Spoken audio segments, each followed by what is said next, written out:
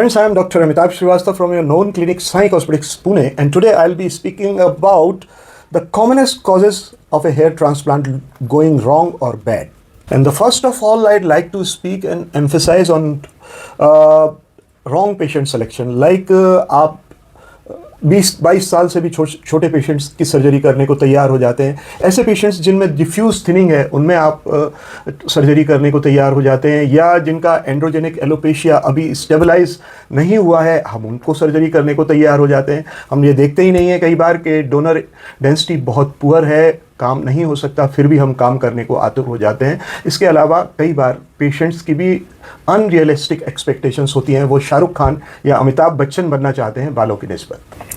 तो इस तरह के केसेस में जब सर्जरी की जाती है तो अच्छा काम किया हुआ भी, अच्छी सर्जरी की हुई भी ख़राब दिख सकती है और अननेचुरल या स्पार्स रिजल्ट्स आ सकते हैं. इसके अलावा जो दूसरा पॉइंट है वो कि ओवर हार्वेस्टिंग कर जाते हैं. जब टेक्नीशियंस वगैरह हेयर ट्रांसप्लांट करते हैं तो वो डोनर एरिया की इस डेंसिटी का नहीं ख्याल रखते कि हम उधर कितना छोड़ रहे हैं.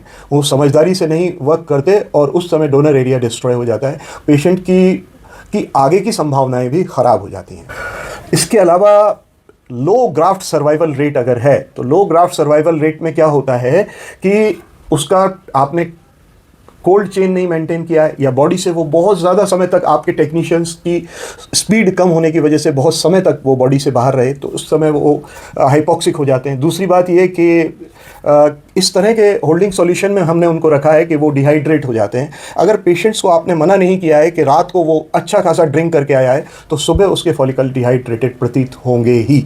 तो इससे क्या होता है, इससे डेंसिटी प्रॉपर नहीं आती. इसके अलावा जो फ्रंट लाइन हम डिज़ाइन करते हैं वो अगर हमने अच्छे से डिज़ाइन नहीं किया है, जिगजैग और माइक्रो जिगजैग नहीं किया है उसको, और हमने दिस 1 एंड दिस 1.5 नहीं रखा है तो भी रिजल्ट्स अननेचुरल और ख़राब दिखते हैं. और कुछ क्लिनिक्स तो दोस्तों ऐसी होती हैं जहाँ पे सिर्फ टेक्नीशियन काम करते हैं, डॉक्टर साहब आते हैं, साइन करके चले जाते हैं, ओटी के अंदर भी नहीं आते शायद.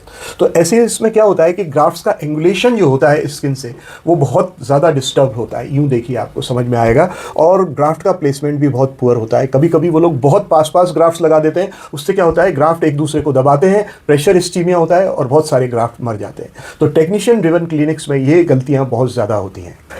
इसके अलावा जो बहुत इंपॉर्टेंट पॉइंट है जो कि पोस्ट ऑपरेटिव केयर से संबंधित है, जैसे कि डॉक्टर आपको मना करेगा ये निकोटीन टोबैको किसी भी फॉर्म में, मुंह में रखने के फॉर्म में या स्मोक के फॉर्म में आपको नहीं लेना है. वो आपने फॉलो किया कि नहीं.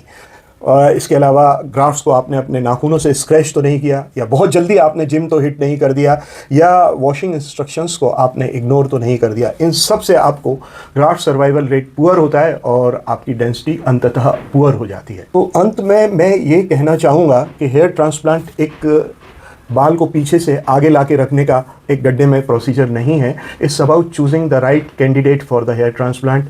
आप राइट टेक्निक रखें, ड्राफ्ट्स का होल्डिंग सॉल्यूशन उसको राइट रखें और अपने पेशेंट को आप पूरी समझदारी दें कि इनका रख रखाव, इनका बचाव आपको कैसा करना है.